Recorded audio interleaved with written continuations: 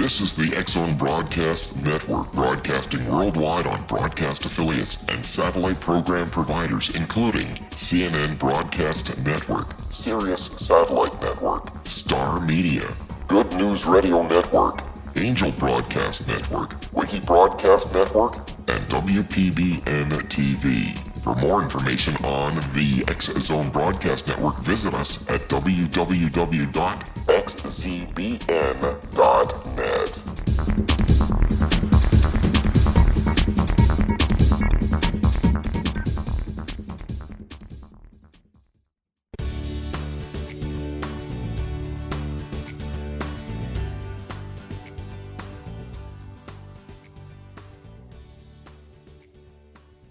Hi, everybody, and welcome. This is Johanna Carroll, and our show is Dialogue with Divinity. I am so thrilled because today we're going to be talking about the wisdom of the elders. And we have an amazing guest, Cynthia Ruiz. She's an author, professor, inspirational speaker, and a leadership expert. She's received over 50 accolades and awards for her leadership and service to the city of Los Angeles. She was the Los Angeles City Commissioner, overseeing a multi-billion-dollar pension portfolio for city employees. She's the author of 2 books. Her most recent book is Cherokee Wisdom, 12 Lessons for Becoming a Powerful Leader, and Finding Sane Relationships in a Crazy World, which we can all use help with. One of the things I love about Cynthia is that she's walked with some amazing notables on this earth. She appeared in Discover the Gift with His Holiness the Dalai Lama, Michael Bernard Beckwith, and Jack Canfield. And Cynthia, one of the things that I so love about you is that your wonderful culture of being a Latina and part of the Cherokee tribal culture, and you've got so much wisdom to share with us today. I don't know if an hour is going to be enough. So welcome to the show. Well, first of all, Johanna, I just have to say thank you very much, and I won't forget your name because your name is the same as my mother's name. Wow. Well, that's wonderful. Right? I know go ahead, I'm sorry. But interesting enough, my mom decided not to use Johanna. She used her middle name, which is Colleen. But I always said, why didn't you use Johanna? Because that's such a beautiful, powerful name, but she chose not to use it. Can you imagine that? Well, I'll tell you a funny story. When I was a little girl, my birth name is actually Joanne, but my mother always called me Lady Johanna. She just called me that. And then when I was working in corporate America and they published a directory of all the departments, they printed my name as Johanna. So I said, I need to do something about this. And then I did some research and I found out in Hebrew, it means gift from God. So I think that's wonderful that your mother and I have this name in common that we sort of never used for a while. Anyway, sound, as they say, is the first law of creation. So I wanted to talk about, for those of you that are listening, we are going to talk about Cynthia and all her accomplishments in this amazing book. And we will be talking in the second segment about Standing Rock in North Dakota and what's going on, because it's a really historical event. So I know that in your work, you mentioned fear as one of the obstacles of really asserting leadership. And, how do you suggest that people overcome fear, not just professionally, but personally, because there's such an excess of emotion on the earth right now? What are your thoughts on that? Well, fear is a very powerful emotion, and we all experience fear in our lives. Sometimes it's a fear of the unknown, fear of failure. But the opposite of that is fear of success. So fear comes in a duality. And so the best way to overcome it is just walk through it. I know that sounds simple and it's very difficult, but a lot of times we hold our own self back from becoming our magnificent self by letting the fear get in the way. So the opposite, of fear is confidence. So just having confidence in yourself. And, I teach leadership on a graduate level in the corporate, and I've been in the corporate world. And what we'd use as a tool in the corporate world is a SWOT analysis, strengths, opportunities, threats, and weaknesses. And sometimes I tell people, use that tool in your personal life. Sit down, and you realize the fear that you have is a lot of times unjustified. So fear, sometimes you just, got to walk through it. And once you get to the other side, you say, you know what? The fear was really not that justified, because most of the fear is in our head. Well, I know in the Christian tradition, there's this wonderful teaching about, Jesus being on the mountaintop and then the devil tempting him and, he telling him to go away. But I think the metaphysical teaching is that when we really look fear in the face, it does disappear. It dissipates. It doesn't have that dominion or power. And I love the fact that you're saying we walk through the fear. So in terms of your own professional career, and you have this wonderful dual ancestry, has it helped you or hindered you? I mean, fear sometimes is a great teacher too, right?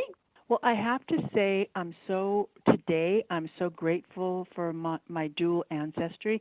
I say that I get my passion for life and my love for music from my Latina side, but I get my spirituality and love for Mother Nature from my native side. But I have to say, growing up, I didn't really appreciate having the two cultures, because I would go with my native friends and didn't feel like I fit in, and then I would go with my Latino friends and didn't 100% fit in. So I had to walk through my fear and realize I'm perfect just the way I am. We're all unique and different. So the acceptance of who I was helped me blossom into who I am today. And I had to walk through my fear of being different, fear of not being accepted. Whatever fear I walked through, I just said, you know what? I'm going to do this. God has my back. I'm going for it. And since then, I've been able to thrive, and I'm so grateful, and I'm so blessed, and I appreciate every blessing that I've received.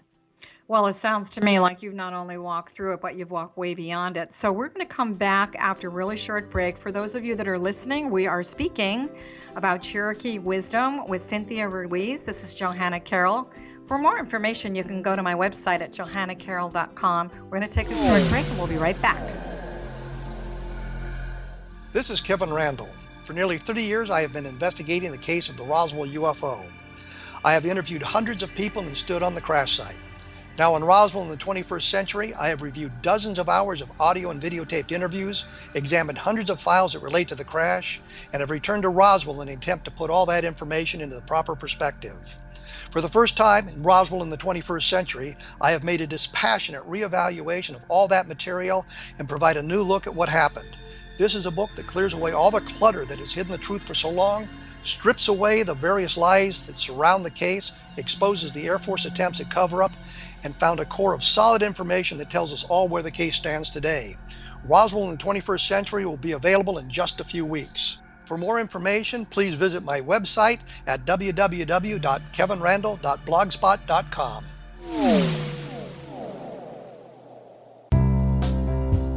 Gibbs A. Williams, Ph.D., is a practicing psychoanalyst, supervisor, researcher, and author in New York City.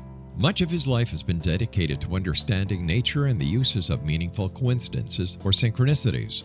His radical and original non-Jungian, non-mystical, non-magical theory of synchronicities illuminates much of the fog surrounding this challenging and perplexing topic. His ideas and manners are fresh, presented in a style that is both entertaining and highly informative. He is also an expert on crisis intervention, specially focused on violence reduction for the police and citizens, mastering anxiety, frustration, and stress without the use of medication, and effectively preventing and treating heroin addiction. Dr. Williams can be contacted at his email address at gwwilliamsny11@aol.com or visit his website at www.drgibbswilliams.com.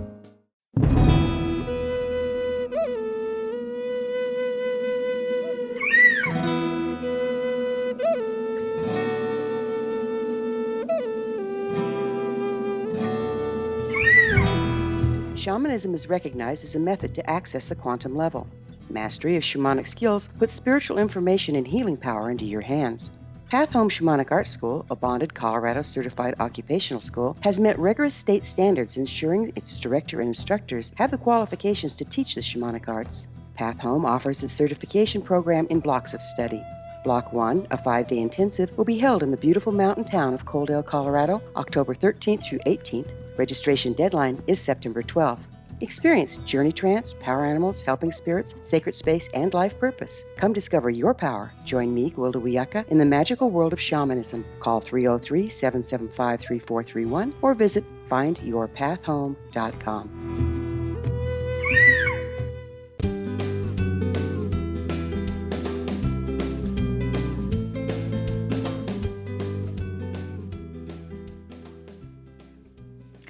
Hi, everybody, and welcome back. This is Johanna Carroll. Our guest today is Cynthia Ruiz. We're talking about her book, Cherokee Wisdom, 12 Lessons to Become a Powerful Leader. Cynthia, I've got a question for you. Do you feel that leadership and having a mission in life is one and the same thing, or are these two separate things? I think it's really two separate things. I think that everybody has the ability to be a leader. We're all leaders in our life, from whether or not it's being a family member, being a parent, you're a leader there. We can be leaders at work. We can be leaders in our social circle. We all have the capability of being a leader. Now, having a mission, I think that everybody has a mission, but everybody has their own individual journey, and some people realize what their mission is, and other people it takes longer. So long story short, I believe it's not the same thing. What do you think? My feeling is that you have a huge responsibility as a leader. You know, you're a professor, you're out there teaching, you're definitely got a huge message with everything that you're doing. And I do feel that as a spiritual being, we have a responsibility to our soul to have our life have some value and serving the soul of ourselves, but serving the soul of others. I was listening to one of the tribal leaders in Standing Rock, and I loved what he said. He said there's a lack of sane balance in leadership on the earth right now. And he obviously alluded to a lot of the greed and governmental things that are going on. And then what he did say that was so positive was all things of the natural world belong to sacred Mother Earth, which I know is very much a part of any indigenous culture, that wonderful commitment of a mission to preserve Mother Earth. So I do want to, first of all, today, officially, I read that they halted the construction that's going on at Standing Rock. So can we talk about that a little bit? Because it's such a prevalent topic right now. I have to tell you, as an outsider looking in, this I feel is a huge historical moment, not just for the indigenous people on the earth and the tribal cultures, but everyone coming together. We've got such a, talk about duality. We've got such a, duality going on the earth right now for political reasons. And then we see this beautiful coming together of people who are honoring Mother Earth and the soul of Mother Earth. So can you talk about that a little bit, not just from the Cherokee perspective of your culture, but that fiery Latina? I know she's got an opinion in there too. Well, Johanna, thank you so much, first of all, for bringing up this topic, because this is something that I've been following for a while.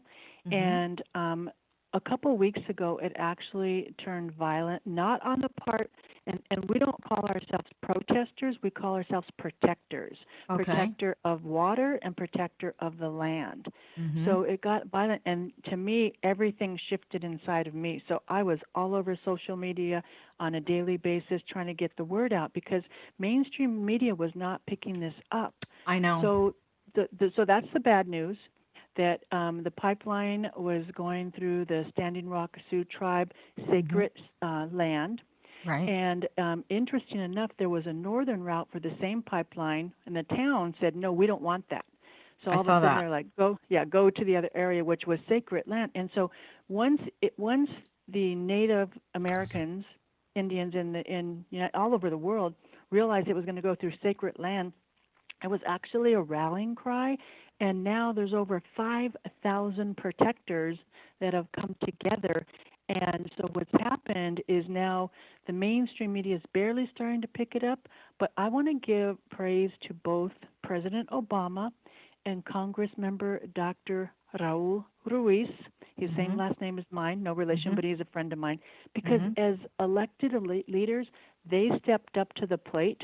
Both of them, President Obama, he halted the construction that was near the native land, and Dr. Raul Ruiz, who is the ranking member in Congress on the committee that oversees Native American rights, he says he went and visited the site, and he said, hold on, wait.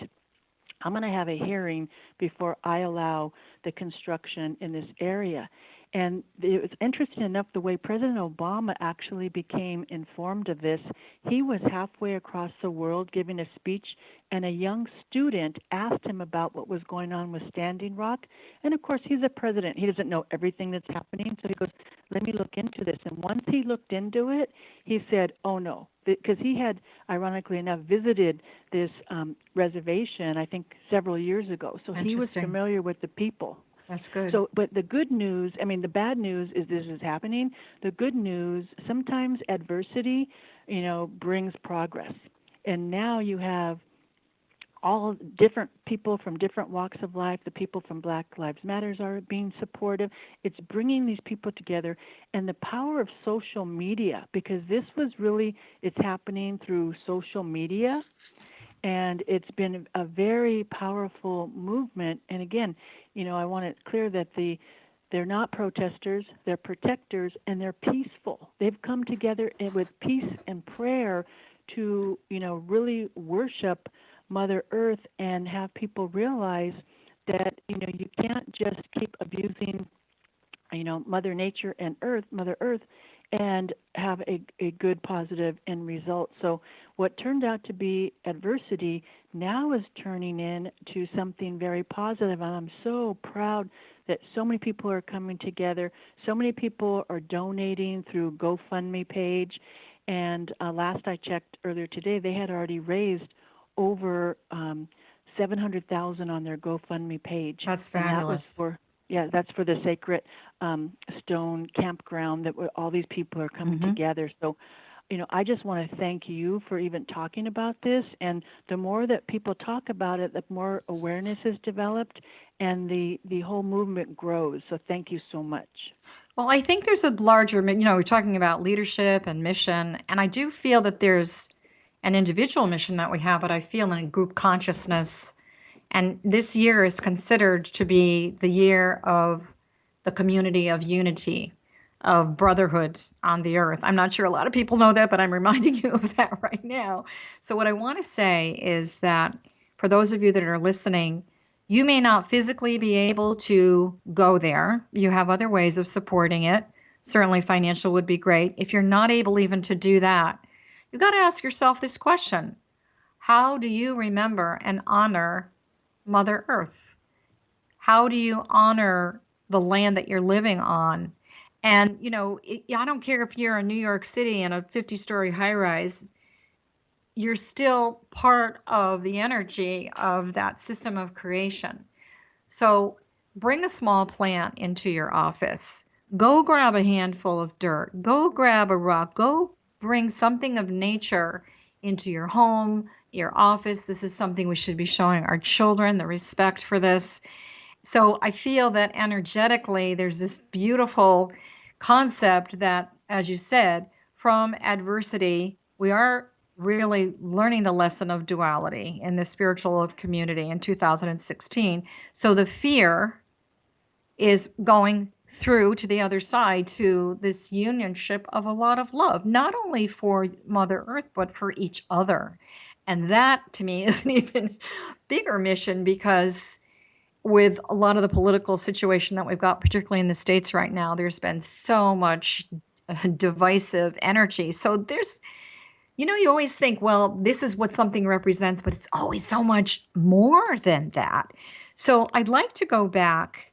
So those of you that are listening and you don't really know what we're talking about, come on, get on social media. Just all you have to do is type in Standing Rock, North Dakota, Dakota Access, and you'll have all the information that you need. So God and Goddess bless the internet for that one.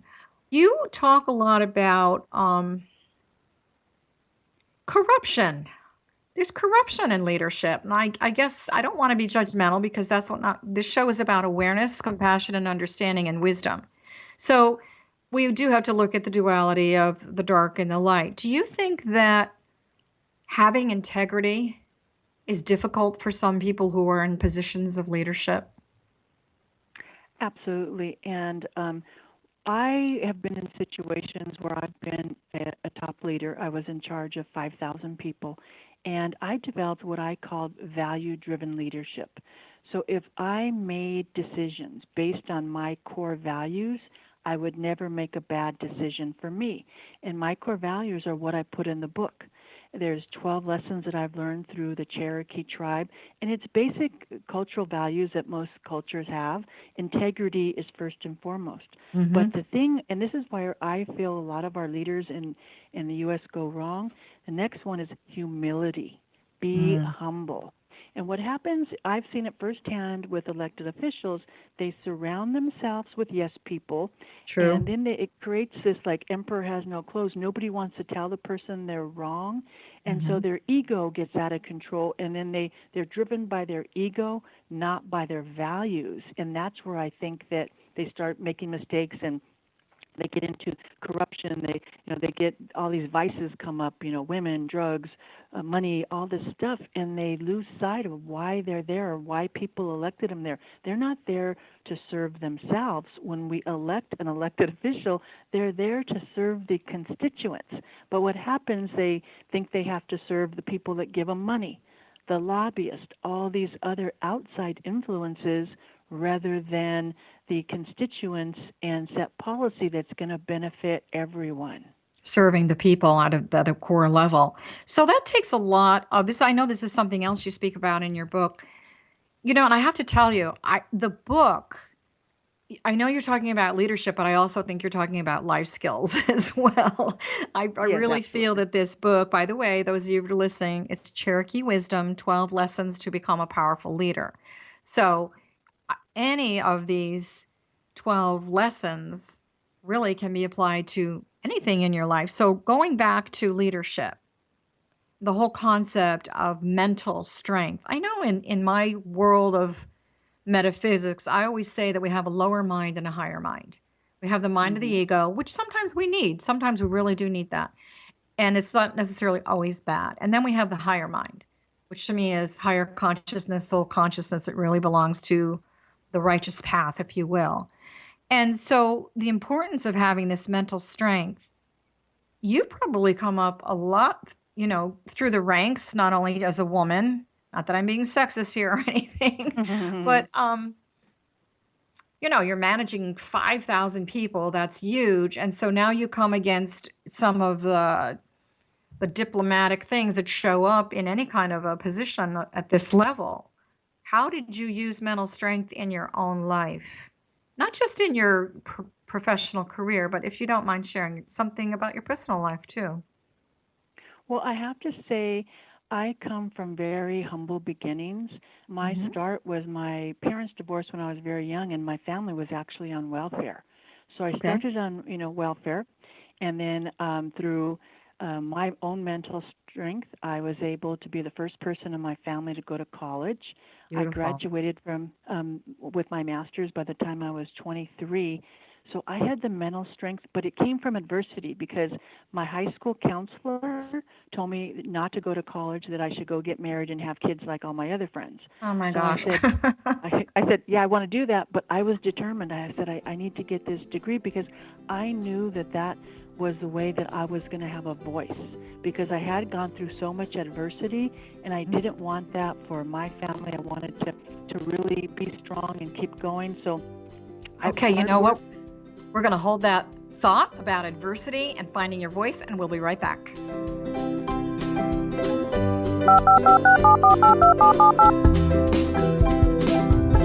Did you know that when you're on the road with limited data or Wi-Fi, you can still listen to the X-Zone radio show with Rob McConnell, The Science of Magic with Gwilda Wiyaka, High Tech with Corey Kay, and every minute of the 24/7, 365 programming of the X-Zone Broadcast Network by calling 712-432-9459, courtesy of TalkStream Live.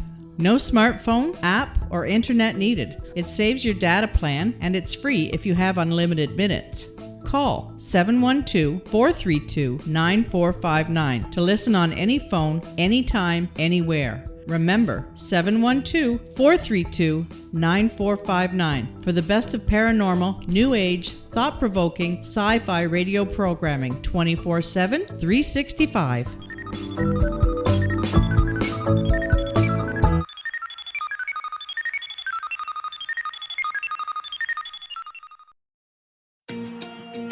Wouldn't you love to know the secret to everything? Well then, meet Dr. Kimberly McGeorge and her cutting-edge breakthrough knowledge that combines science with possibility. Dr. Kimberly brings real-life answers and healing to those open to alternative solutions. She teaches solution-based programs and classes that will change all areas of your life forever. Specializing in conscious creation, intuitive readings, and energy medicine, you can rapidly shift health, relationships, business, and money and abundance challenges quickly. Receive her best-selling book, Secret to Everything, at no cost by going to secrettoeverything.com/X-Zone. That's right, transformation can start now. Just go to secrettoeverything.com/X-Zone and receive Dr. Kimberly's book for free.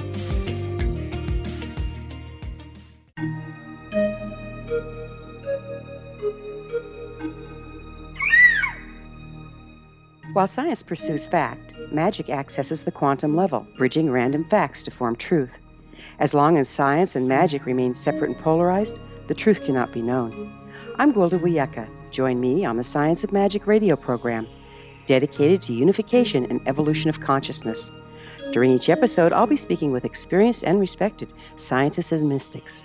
From astrologers to astronomers, from medical doctors to shaman, the scientific method to dowsing and intuition, we'll weave together information from seemingly divergent practices to promote unity and enlightenment. Join me, Gwilda Wiyaka, and the Science of Magic right here on the Mutual Broadcast Network. For more information, visit www.thescienceofmagic.net.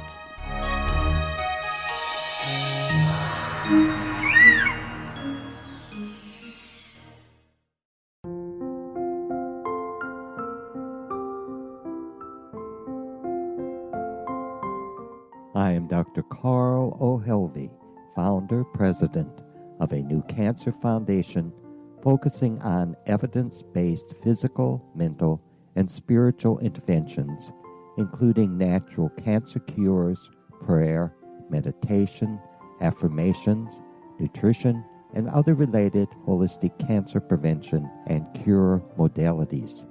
These are used in cancer education, research, and financing care. I ask for your help to continue this important work by donating at www.holisticcancerfoundation.com.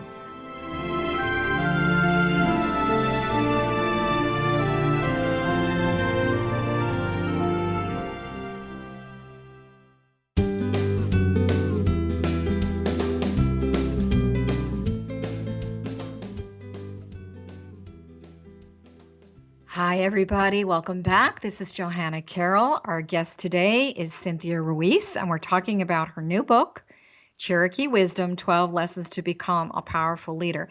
And we're speaking about a lot more than that. So, Cynthia, we could talk for hours. We're talking about finding your voice. And so here you are, I don't know if it's specific just to you, but I can tell you growing up on the East Coast in the 60s, I had the same thing. You're supposed to go to college, find a husband, get married, have children, have your house. I didn't really do that. I mean, I did some of those things, but I questioned it. It's kind of like when I was a little kid sitting in church and the priest would say, God says this and God would say that. And I remember I was 10 years old and I'd say, that's not true. God doesn't say that. So I had a voice. I had a smart voice, as my mother would say, at a young age. And, I'm glad that I did. I'm glad that I did. So you found your voice and you said, I'm going to do it differently. How did you do it differently? So you went to college, you got your master's degree, and then what happened? I got my master's degree, and then I kept going no matter what, because I believe that anything's possible. I believe that anything's possible. If you believe it's possible, you do the work, and you never give up. So I kept going no matter what, and that's where the mental strength comes in. And what helps me in my daily life is prayer and meditation. So I say that prayer is talking to God and meditation is listening. And that's what works for me, and that's what gives me my mental strength, spiritual strength to keep going. And I was talking about being in charge of 5,000 people. Well, I was running the public works department for the city of Los Angeles, which is a male-dominated industry. And so there was many times that I was the only woman in the room. So what did I have to do? I had to work harder than anybody else. I had to prepare more. I just had to really make sure that I brought my A game, because I knew that all the men around me were hoping that I would fail. So you And really I had to could prove feel it. did you feel you had to prove yourself? Absolutely. Even though I was a boss, I still, had to prove myself. But you know what? I am proud because I kept going no matter what. Well, I have read a lot of things that people have said about you on Facebook and whatnot. You are loved by many people. You really are. Not just loved, but you're honored. So obviously, that leap of faith, which I always think faith is a belief in yourself above all else. We have to believe in ourselves and the God-given leadership skills and mission in life. And obviously you took that. And so obviously, did it work for you, or do you feel that you still had to try harder all the time? I think I got to a point where people realized who I was as a person, because one of Good. the things I talk about in the book is lead by example. When you're a leader, you need to lead by example. You can't just tell people to do something and you do something else. So I always try to, every single day, do my best and stay in a field of gratitude, and know that if I lead by example and other people are watching, I want them to, do what I'm doing. And it's funny because I share something in the book. One day I was at a restaurant buying some food, and there was a little girl behind me and her mom. They were standing behind me, and I really didn't pay too much attention. But there was a man in front of me that he looked like he might have been homeless. He didn't have very much money, and he was paying with pennies. So what ended up happening, he was short. So I didn't think twice about it. I got out a couple dollars and Sure. gave him a few, gave it to the cashier. Well, what I didn't realize, the little girl behind me had watched what I had done. So she went to her mom and said, "Can I have $1?" And her mom was watching what was going on. She gave her $1, and she went to the man and said, "I hope this helps you." Oh, well, So that's so sweet, it, and that's the thing. We have to lead by example no matter how little the act is. And sometimes it's a collective group of little acts that really make the difference. So I want to go back. You were speaking about meditation and prayer, which is a huge part of my life. If I didn't have prayer and I didn't have meditation, I'm not sure I could survive some of the stuff that goes on. And I do feel, I was just speaking to a friend about this the other day. How do people navigate life now without a belief in a higher power? I would find that really hard on some level. I'm not necessarily saying religion. It's just a belief in, well, we're talking about, Mother Earth. We're talking about a belief in ourselves, faith in ourselves, our ability to have goals and achieve them. It takes an inner strength.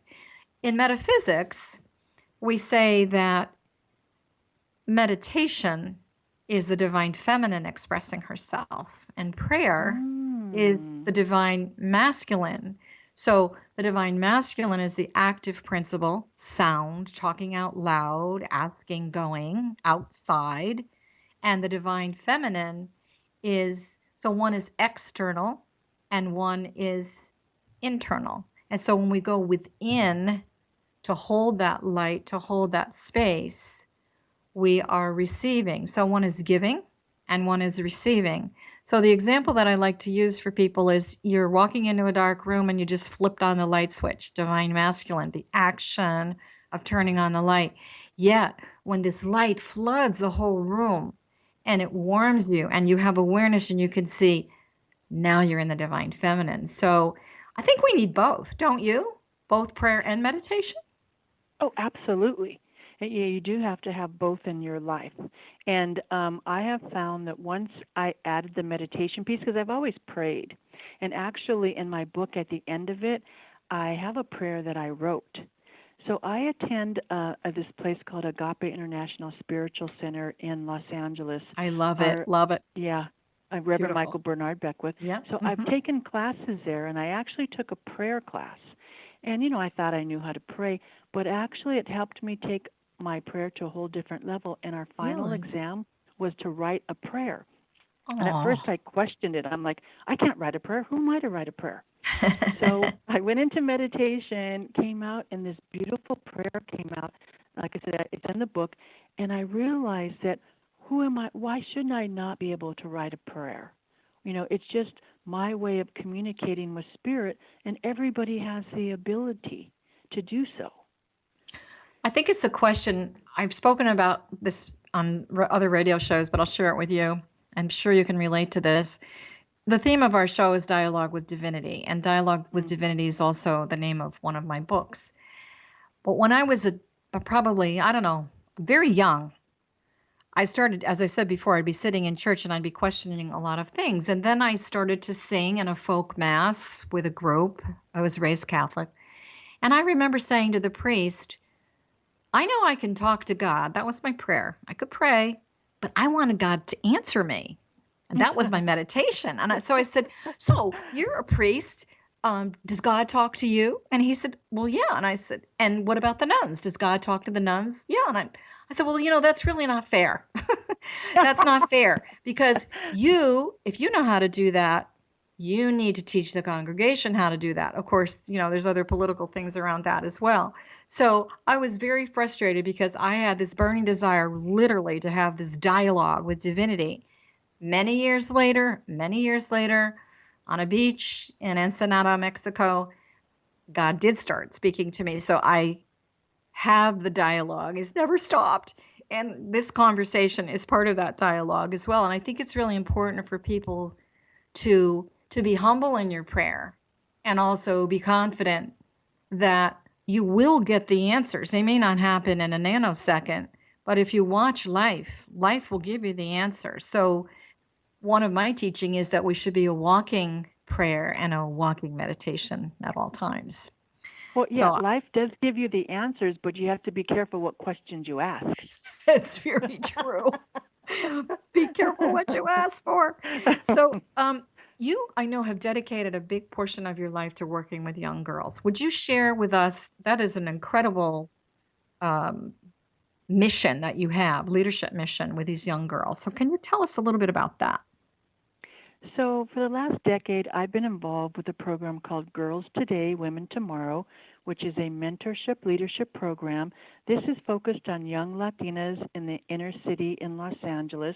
These young girls have so much adversity in their life, and what we do is we spend time with them. We do workshops on healthy eating, on how to be a leader. We do all this work with them, and you know what? I have seen these timid young women, young girls, blossom into amazing young women that go on to college, that become leaders in their community. And for me, I didn't really have role models growing up. I was like a trailblazer, because blazing through the things that I didn't know how to handle. And so if I can turn around and make it easier for someone else, then I am happy and fulfilled. And I actually just saw this one young girl last week that I started working with her when she was a freshman in high school, and she was mortified. She was terrified. She didn't have any friends. She was lonely. And she says, she goes, I don't have any friends. I'm so sad. We were out hiking because I love Mother Nature. We're hiking. And I told her, I said, well, you know what? If you talk to people first, they'll talk to you back. And she goes, they will. I said, let's test this out. So we're hiking. I didn't tell her that people that are hiking are traditionally friendlier. And That's true. She counted, and 53 people, when she told them good morning, they responded to her, and only 3 people didn't. So she remembered that. So last week when I saw her, she goes, I remember the first time I met you. And now she's a freshman in college. She said, so she came back to me maybe a few weeks after we had done that little test when we were hiking, and she says, I have friends now. I have friends. People are talking to me because I went up and talked to them. That's so wonderful. Little things like Yeah, little That's things like true. that we don't even think of, they can change somebody's life. So if I can help these young girls blossom and go to college, that makes me happy. I remember when I was in corporate America, I had a department that I ran, a lot of females. And I remember saying to them once, nobody ever told you girls how smart you are. Do you know how smart you really are? And they all looked at me like I was crazy. And I said, Mm-hmm. you're really smart. You're really smart. And so I think it's good to acknowledge that. So, Cynthia, where do you want people that are listening to go? First of all, your website, and where can they order the book? Sure. So my website is my name, Cynthia, Cynthia MRuiz.com, CynthiaMRuiz.com. That's my website. I'm all over social media. I'm on Facebook, Twitter, Instagram, LinkedIn. But the easy thing to do is you can just go on Amazon.com, put in my name, and my book comes up right away. So I have Kindle, paperback. You are. I Check it out. found you everywhere. I just want to say social media is your best friend. The universe is providing very nicely. It's been so nice having you as I do consider you to be a wisdom, keeper and a protector, not only of the earth, but of a lot of sacred teachings as well. So those of you that are listening, go buy the book. She has another book too. Maybe we'll have you back and talk about that another time. But I really want to thank you so much. It's been a joy. And for all of you that are listening, this is Johanna Carroll, Dialogue with Divinity. I'm sending you all a big heart hug. Bye for now.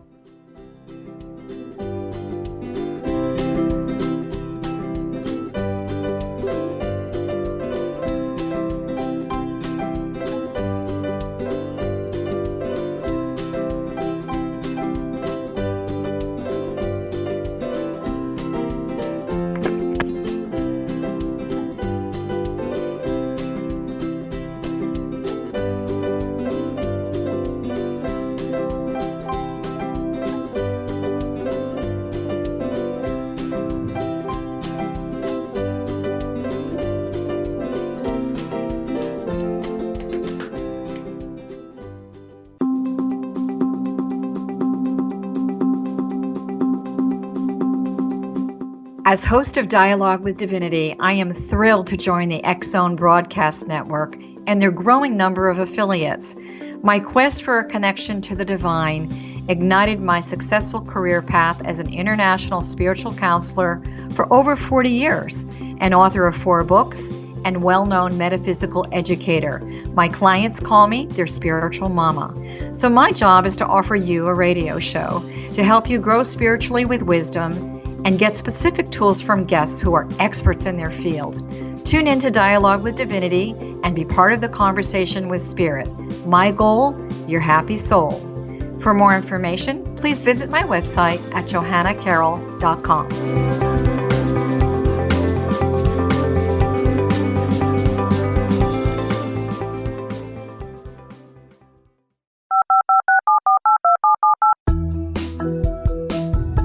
Did you know that when you're on the road with limited data or Wi-Fi, you can still listen to the X-Zone radio show with Rob McConnell, The Science of Magic with Gwilda Wiyaka, High Tech with Corey Kay, and every minute of the 24/7, 365 programming of the X-Zone Broadcast Network by calling 712-432-9459, courtesy of TalkStream Live. No smartphone, app, or internet needed. It saves your data plan, and it's free if you have unlimited minutes.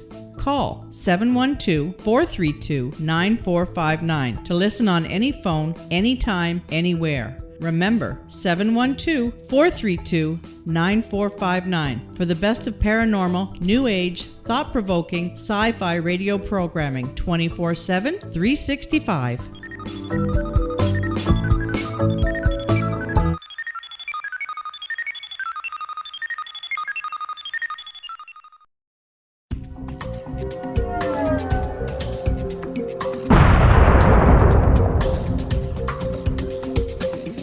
Coming soon to the X-Zone Broadcast Network is A Different Perspective with me, Kevin Randall, as your host. We'll be taking a close look at what is happening in the world of UFOs today with side trips into the paranormal. Guests will range from those who are household names to those who have a different perspective on a variety of topics. No topic will be taboo, but there will be tough questions asked as we all search for the truth about UFOs, the paranormal, and those things that excite us. Sometimes we'll agree with a guest and sometimes we won't, but we'll try to keep the program topical. For those of you who would like to read, be sure to visit www.kevinrandle.blogspot.com and remember to listen to the other fine programs on the X Zone Broadcast Network at www.xzbn.net.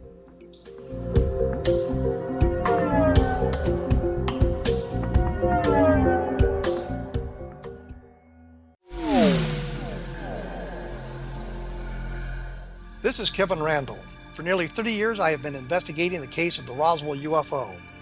I have interviewed hundreds of people and stood on the crash site. Now in Roswell in the 21st century, I have reviewed dozens of hours of audio and videotaped interviews, examined hundreds of files that relate to the crash, and have returned to Roswell in an attempt to put all that information into the proper perspective. For the first time in Roswell in the 21st century, I have made a dispassionate reevaluation of all that material and provide a new look at what happened.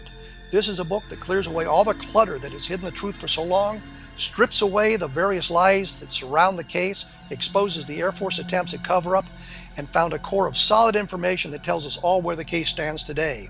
Roswell in the 21st century will be available in just a few weeks. For more information, please visit my website at www.kevinrandle.blogspot.com. What Happened in Benghazi is revealed by Nicholas Genix, author of Obama, Islam, and Benghazi. He informs the American people that President Obama deceived them by advocating a strong foreign policy prior to the 2012 presidential election, and Hillary Clinton supported this deception. As the title infers, there is a connection between Obama, Islam, and Benghazi. Ample evidence informs Americans that Obama's early indoctrination in the Quran developed an affinity for Islam, why the Quran is the source of discontent in many countries, and why the Obama foreign policy deception led to poor military action and caused the loss of American lives in Benghazi. Genix provides 36 questions for the Select Committee on Benghazi to validate if Americans are justified to mistrust President Obama and Hillary Clinton. An overview of Obama, Islam, and Benghazi is presented on the website www.futureofgodamen.com. That's www.futureofgodamen.com. Afterlife expert Roberta Grimes was the first one to say that dying can be fun. Now her best-selling book, The Fun of Dying, is available in stores worldwide. So if you wonder whether death ends life, how it feels to die, or what heaven might be like, The Fun of Dying was written for you. And if you have always been afraid of death, or if you worry that your life has no meaning, let The Fun of Dying ease your fears and bring new meaning to your life. Nothing said in The Fun of Dying is based on the teachings of any religion. Instead, Roberta draws on evidence to explain how death happens, how it feels, and what comes next. A lot of the best death-related evidence was produced in the first half of the 20th century. When it is put together with recent discoveries, it tells a consistent and amazing story. Roberta Grimes blogs and answers questions at robertagrimes.com. Her wonderful book, The Fun of Dying, is available on Amazon and at stores worldwide wherever books are sold.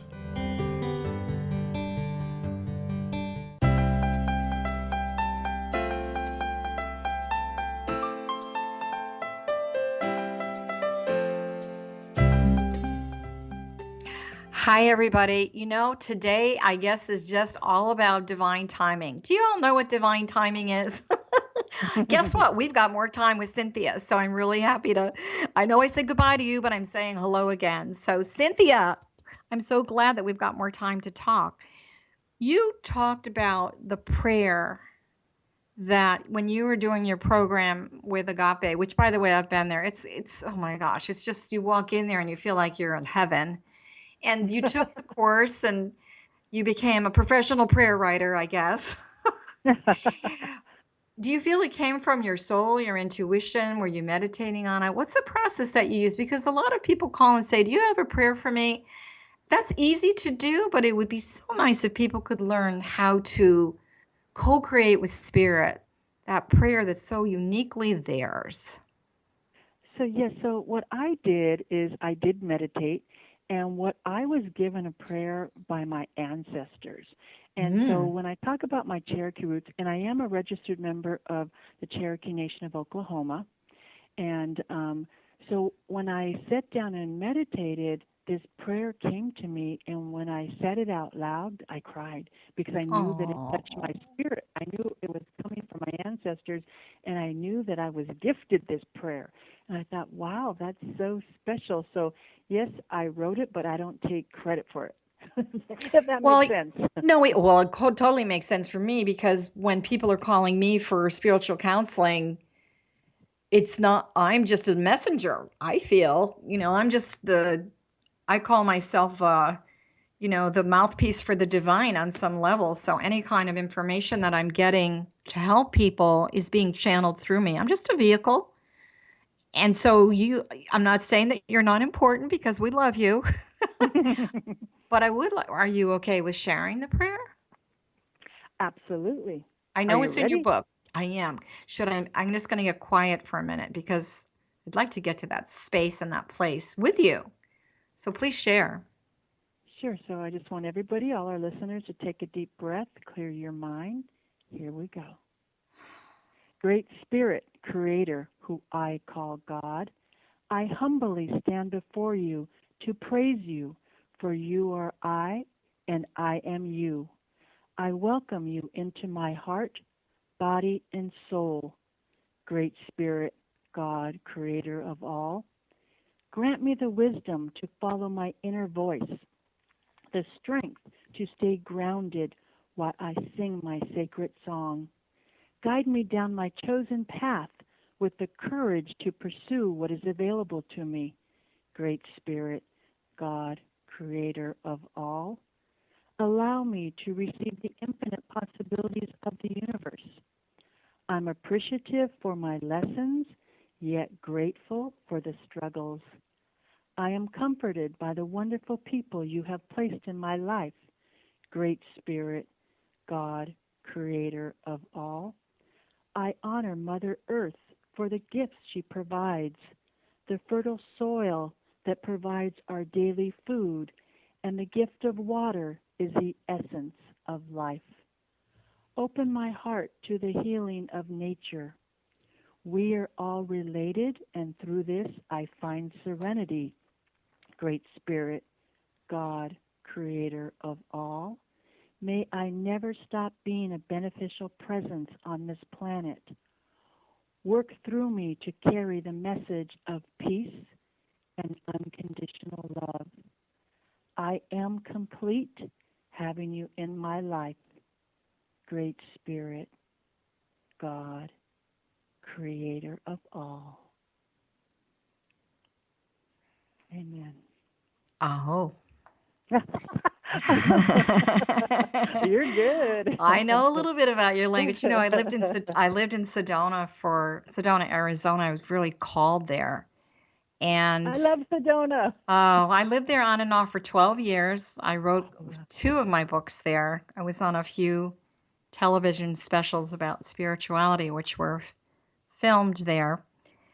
And I have to say, one of the most profound things, the week after I arrived, I don't feel that there's any accidents. I feel that there's divine intention in everything. And I met a Navajo, and I said, I don't want to go to the tourist places, but are you okay with showing me where the elders, where I could find, where I can communicate or connect or have a dialogue with divinity with the elders?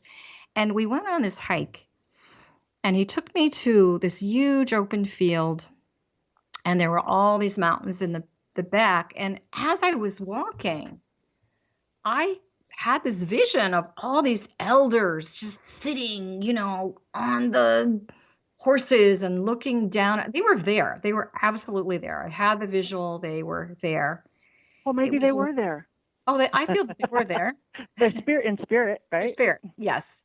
And in the hologram. So it was really an active meditation. The walk itself was a form of meditation and prayer. And then we sat at the base of this mountain, and I've never felt so much power and wisdom, and the presence was so intense. So I felt that I was really given a great blessing on my chosen path, which you mentioned in your prayer, because sometimes you don't know what your path really is supposed to be. And, I always say, okay, God, just show me, but make sure that my eyes are wide open so I can see where you want me to go. But you also talk about this inner voice. So I always say that your intuition is the telephone line to the divine, and that's the inner voice. And I wonder, so I felt very blessed with that experience, extremely blessed. And I was, I was originally from the East Coast, so being exposed to this was just fabulous for me, something that I never ever thought I would experience. And then, life goes on, et cetera, et cetera. And do you think that people really do honor their inner voice on a daily basis? Sometimes I see it. I think there's a desire to do it, but I think going back to the thing we talked about in the beginning, a lot of people are really afraid to tap into that and to their authentic, what I would call the authentic self. What do you think? By the way, thank you for the prayer. Very profound. So beautiful. You're welcome. And I think that a lot of people do listen to their inner voice, and I think some don't. But life is a journey, so everybody learns things in their own time. But I always tell people when I'm speaking is that how many times did you know something was wrong for you because your inner voice told you and you did anyway? And then you realized after, I should have listened. So I think it's kind of counterintuitive for most people. That's it's true. Like, well, wait, it's not scientific and they don't understand it. So I have found for me personally, by listening to my inner voice, it's never guided me wrong, ever. Mm-hmm. So I wish more people listen to the inner voice. But I think, as you talked about 2016, I feel, even though there's a lot of adversity out there, that I feel there's a whole level of consciousness rising. And like-minded people are coming together, supporting each other, like we talked about with the Standing Rock Sioux Tribe. Mm-hmm. Energetically, a lot of people are uniting for the positive. The media shows you the negative, but there's a lot of positive out there. For myself, I dip in and out of it just so I have some awareness. But to be really honest with you, I don't stay on TV too long. One of the things that I have found, though, is that even in Hollywood, I have quite a few clients in Hollywood, there's a real undercurrent of spirituality and science really marrying one another. It's kind of the divine marriage. And I really do think that we may not see it, and it may not be as blatant as what's going on in Standing Rock. It may not have that notoriety. So people on an individual level, just that one little change, as you call it, that shift in consciousness, can really take you to a better place. I want to thank you once again. I'm going to say goodbye a second time. You see, you really weren't supposed to go. That was the whole thing. It's never goodbye. It's till next time. No, we never say goodbye. We say au revoir like we do in French. So we hope to see you again. And again, Cynthia's book, again, is all about Cherokee Wisdom, 12 Lessons for Becoming a Powerful Leader.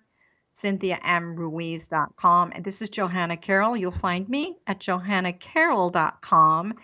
Hope to see you guys next time. And Cynthia, you've got to come back and talk about that second book. We'd love to have you in the future. Thank you. You have a beautiful day. Many blessings to everyone. Bye for now.